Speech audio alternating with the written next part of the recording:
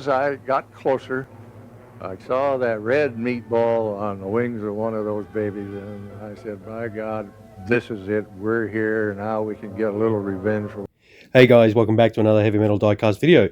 Today we have one here from Corgi in 1/72 scale diecast, of course, and it is a Vought F4U Corsair from VF-84 Wolfgang.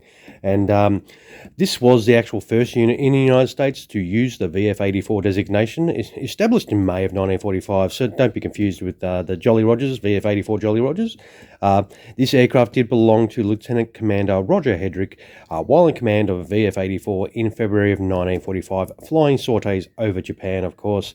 Roger Hedrick would fly over 100 combat missions and shoot down 12 Japanese aircraft.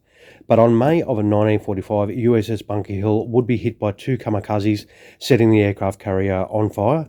Most of VF-84's pilots were in the ready room and would be killed, unfortunately.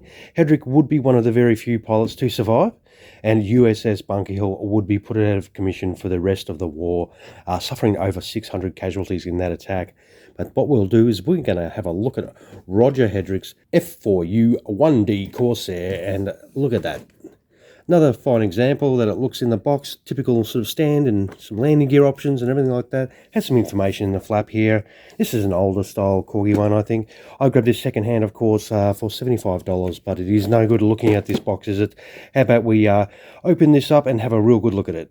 So with the blister pack out of the box, it does come with a certificate, of course, and it's numbered. There are 5,000 of these, so there is a fair whack of these for you to grab if you're after one of these, of course. And we'll get this open and have a little look in there. It does have that typical sort of stand on there, and it does have the landing gear accessories and a couple of tanks there. We'll get this. Where do we want to grab it? Oh, beautiful. Comes out really nice, which is really handy. We will have a look at this Corsair and see what we think. So, white 167. There is a little Roger sitting in there. This does look, oh wow, check out the weathering on the, that is awesome. The paint chipping on the front of those wings, if I can get it in focus for you. That is really cool. That looks fantastic. We'll have a look at some of the lines first. That looks really good. Yeah, that is cool. The propeller, yep, spins nicely. It does have some okay details in that radial engine. You can see there. We will run down this fuselage and have a little look. That looks really cool. Yep. This looks nice. The paint application is very nice. It's a nice matte finish on it. Beautiful colour. It does even look like it's got a little bit of engine smoke staining on the front there. That looks really good. Yeah, no, this is nice. Very nice. That looks pretty cool. We will turn it over, of course, and have a little look on it. Oh, wow. Speaking of staining, I hope that's meant to be on there. That looks really nice. It's got some great little staining underneath there. Beautiful. Yeah, this is a pretty cool one. I don't mind it at all. Obviously, that's where the landing gear and everything's going to go, and the tanks. Well, you know the deal. We've got this turned over right now, so what we'll do is we'll chuck in the landing gear options and everything like that, and come right back and have a look at a more complete aircraft. So this is all kitted up for in-flight, so it's just you drop that piece in, that piece, and that is wheels up, of course. They do have an L and an R, but depending on which way you're looking at the aircraft, your left and right could be either way. So if they had to put, say, in the wheel wells and L and R, so you know which ones, because they can only go on one of each anyway, because there's a slight bend. So, but that neither here nor there. Didn't take Einstein to put it together. I mean, I did it. So if I can assemble it, anyone else in the world will have no dramas. But this is what she looks like in flight. Beautiful. That's it. Insert your favourite plane noise right now. And that is really cool. Well, what we'll do is we'll kit this Corsair out with some landing gear and have a look at that. All right, here we have it all kitted out with the landing gear on. As you can see, the wheels are facing outwards, how they should be. And if you're using the Corgi pictures for reference on that card, those wheels are facing inwards.